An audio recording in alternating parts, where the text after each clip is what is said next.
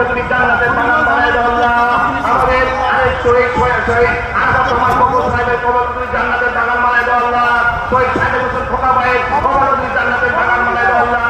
আর এই ঢাকার ছাত্র সারা বাংলাদেশের বিএনপি নেতা কর্মীরা আগ্রহ রয়েছে সকলকে তুমি আল্লাহ জান্নাতের পুত্র মোহাম্মদ আল্লাহ সুবহান রাব্বিকা রাব্বিল ইজ্জাতি আম্মা ইয়াসিফুন আসসালামু আলাল মুরসালিন আলহামদুলিল্লাহি রাব্বিল আলামিন।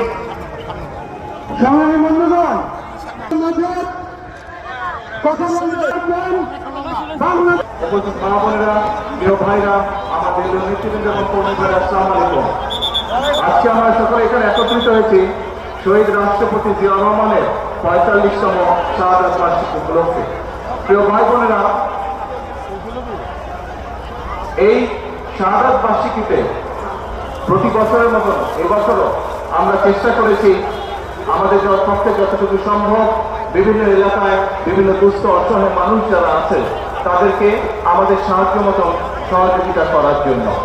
প্রিয় ভাই বোনেরা, এই এলাকায় প্রিয় এলাকাবাসী, এই এলাকায় বহু মানুষ আছেন যারা অর্থনৈতিকভাবে সচ্ছল।